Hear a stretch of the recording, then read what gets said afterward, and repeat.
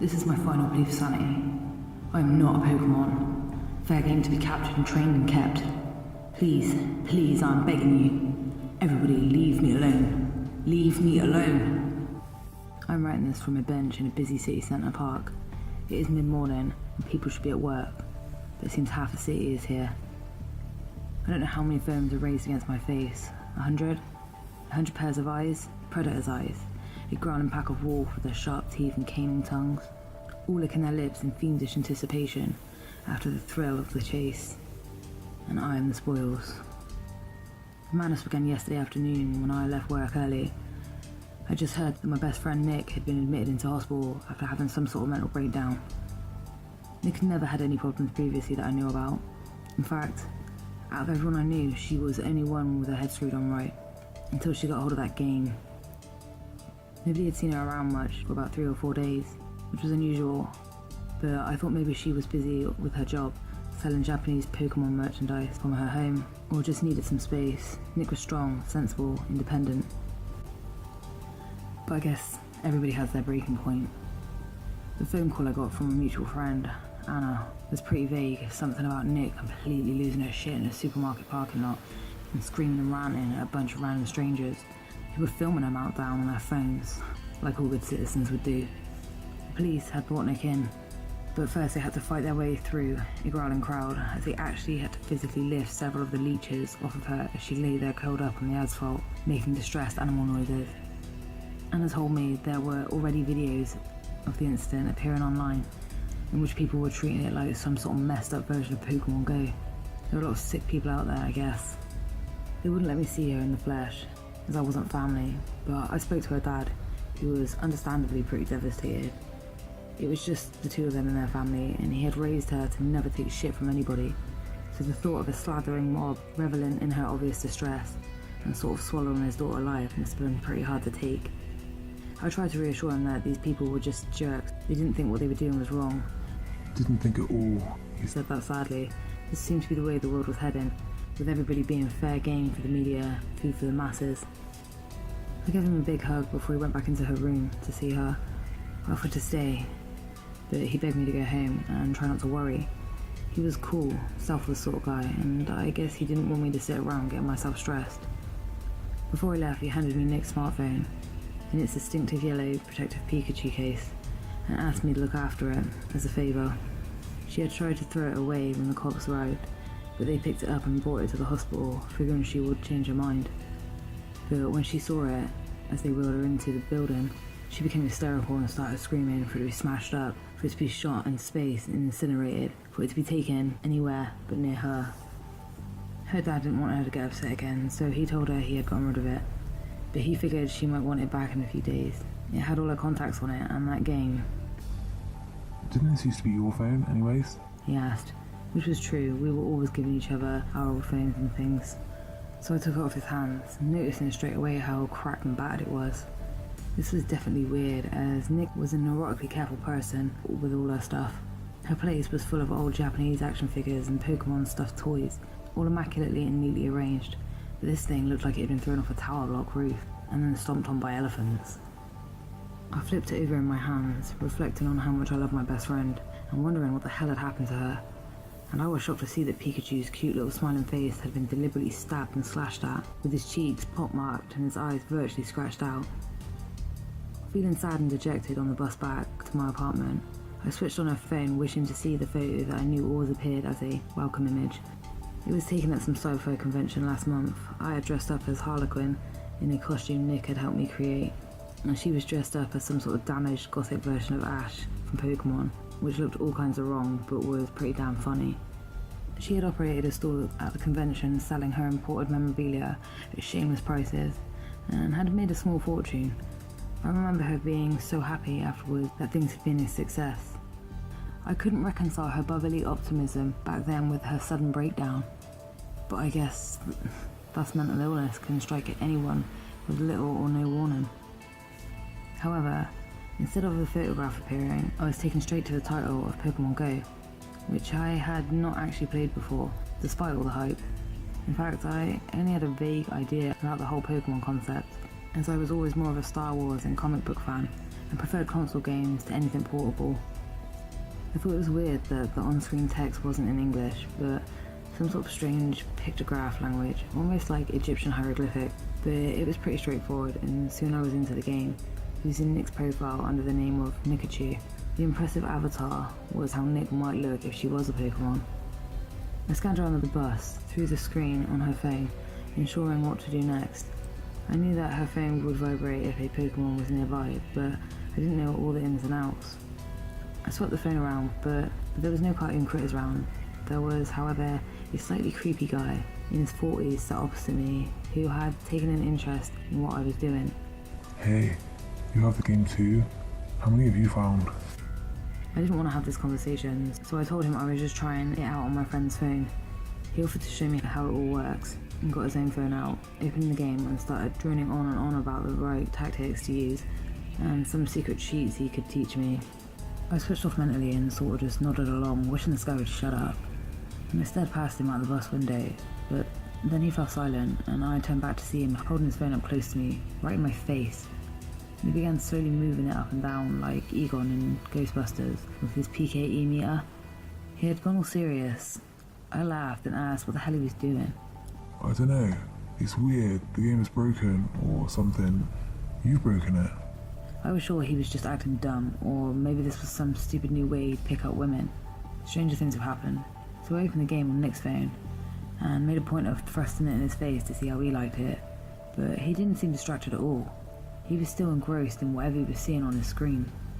I noticed the augmented reality technology of the game had a curious effect on the way this guy looked, which I figured was due to the technology being quite new.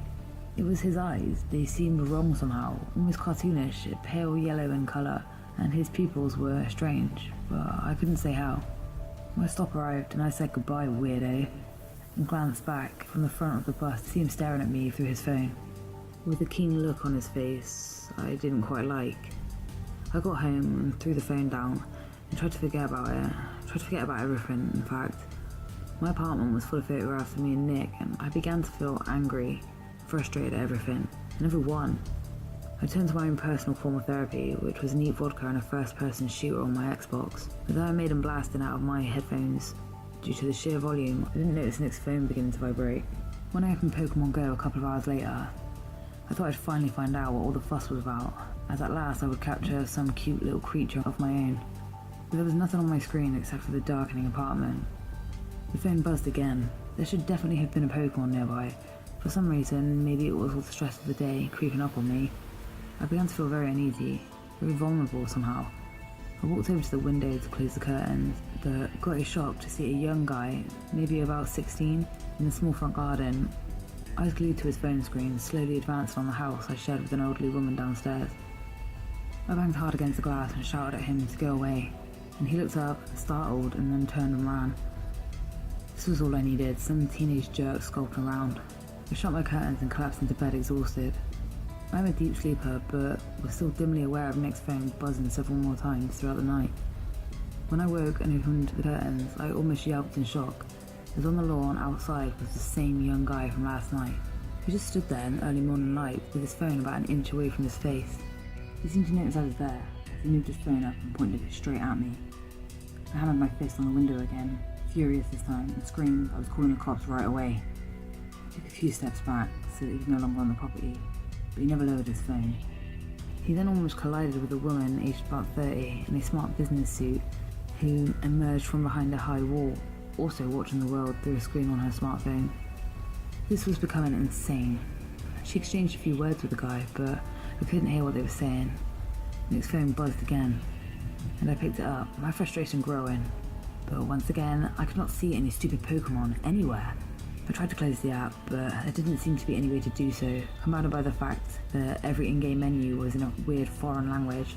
I remember Nick telling me she had not downloaded this game from the official app store, as she had wanted it before official release date, but just where on earth had she gotten it from? I stood by the window again and saw the guy and the woman still outside, locked in conversation. Without thinking about it, I lifted Nick's phone up and watched them through the screen. I couldn't say for certain, but their eyes seemed yellow, just like the man on the bus's eyes had been. A shiny yellow, and they looked a bit too thin and too wide, and they seemed to have no irises, just tiny pupils, like animals' eyes. But like I said, I couldn't be sure as they were both at least 30 feet away. I wrote this off as being some sort of byproduct of this emerging technology, something to be ironed out, a bit like Red Eye in those old Kodak photographs, but it still seemed strange. I continued to watch them from my phone. My eyes seemed to be playing tricks, as their mouths began to look a little different too, wider than normal, stretching back almost to beneath their ears. And when they spoke, their teeth looked. My thoughts were broken off suddenly when, from out of behind the wall, the creepy guy from the bus appeared, strolling down the street, his phone held out in front of him. It was too early to go straight to work, especially if I caught the bus, but I knew I had no chance of going back to sleep. I was too weirded out, so I got dressed and set off on foot towards the high street. That was maybe about a 30-minute walk away. Wishing I had left Nick's phone at home, as I seemed to buzz every few minutes for no reason at that point. It hadn't sunk in before this morning how many people were swept up in this Pokemon craze. It isn't just kids and gamers, it seems I was passing old folk collecting their morning paper while concentrating solely on their phones, and business people pausing before getting inside the BMWs to take a last look around the street for any early bird Pokemon. One woman preparing cereal in her kitchen almost missed the bowl with the milk as I walked past, while her kid was playing the same game at the dinner table. This was getting to be pretty normal, I figured. That's why they call these things a craze, right? It catches on, latches on, spreads like a virus before people find something new the next month. But what was this game doing to people? They were standing in their driveways and porches just focused on the glow from their screen and sweeping their phones back and forth like a metal detector, hypnotized, out of touch with reality. And I swear, as I passed, those phones would often follow me, tracking me in their virtual world. Was I wearing a goddamn Pikachu hat on my head or something? I gave one sour-looking old cow the finger after she literally rushed across her lawn towards me and even began to follow me down the street. And still, Nick's phone was vibrating over and over in my jeans pocket. I felt like throwing it away. I stopped in a cafe for a donut and a bottle of Pepsi, as there was no better way to start the day. The guy serving me seemed anxious to check his phone and kept glancing over at the shelf where he had it, and so I told him to go right ahead. I wasn't in a hurry. He thanked me and implored me not to tell his boss as he hadn't stored it in his locker upstairs. This was a sackable offence, but it was apparently worth the risk, just so he wouldn't miss out on any loitering Pokemon. I began to despair with the human race, and sat and drank my Coke. With the cafe all to myself, it was still barely 8 AM. I was enjoying the sudden sugar rush combined with the caffeine buzz. I watched through the window as the streets began to fill up. Cyclists in their lycra tights, construction workers in their high-vis jackets, even a couple of police officers. Guess what they were all doing as they passed by? One guy nearly got hit by a car as he turned sharply and walked straight into the road, but the driver didn't even notice. He had one eye on his phone. What was this game doing to people? Someone was going to walk straight off a cliff or into the path of a truck on delivery. Someone probably already has done these things. And worse, much worse. Did the designers program some sort of signal that turns everyone into zombies? I almost jumped out of my seat as I turned around to see the waiter stood about 3 inches from me, motionless, except for his finger firing Pokeballs into my direction. "Excuse me," I said, but he didn't respond. He just stood there, in a world of his own, his face clenched up in determination. Damn it, what am I doing wrong? This stupid game. Hey Marco, get out here! Marco, what am I doing wrong? A chef appeared from the back room and took out his own phone too, and began firing Pokeballs into my direction. I can't believe it. We found a Pikachu. Here are some of the things I saw this morning through the screen on Nick's phone. A car crash in which neither driver was interested in fighting or arguing or even exchanging insurance details. A red-faced, overweight businessman sweating like a pig and spraying spittle about like a garden sprinkler in summertime, locking his stubby fingers into my flesh and roaring at me. Stay still, you dancing freak. The thumb on his other hand flicking Pokeball with increasingly violent ferocity. A woman jumped out of a moving taxi and snapped her ankle on the asphalt, then continued to play the game on her trembling knees, shuffling after me as I hurried away. A skater hurtled into a postbox and somersaulted into a young girl, whose shoulder blades snapped as she went down under the weight. Some guy in an army jacket just took the skateboard and gave chase. His teeth gnashed and jaw trailed away from his jaw as he focused on me. Those eyes are scavengers. An opportunist, a jackal, a wolf. I learned that those sinister features only ever appeared on those who played the game when I viewed on Nick's phone. This is why I grew to depend on a little 4-inch window of the world. It was frightening to look at the screen, and so not know who wished to sink their teeth into me next. It feels like I'm in a zombie movie, but these aren't the slow, shambling, slightly pitiful zombies from Nightmare of the Dead. Oh no, these are the sprinters from 28 Days Later, eager and lethal. So I started to run. If you're wondering why I didn't dump Nick's phone, I actually did try that. Well, 20 minutes ago, I smashed it beneath my heels. I kicked what was left of it into a drain for good measure. But it hadn't made a difference. If it was ever the phone that drew the Pokamaniacs towards me, like some cursed beacon, then the curse had been passed on to me. Well and truly, I'm the beacon now, and I must shine like the bat signal.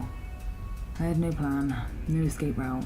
Every door I passed would open and more phones would emerge into my world.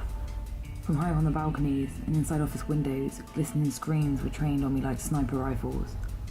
I ran in front of a police car, but the officers weren't interested in me the way I would have liked. The street became crowded, in front and behind. Without thinking, I turned abruptly and sprinted into Municipal Park. It would be quieter this time of the day, I hoped.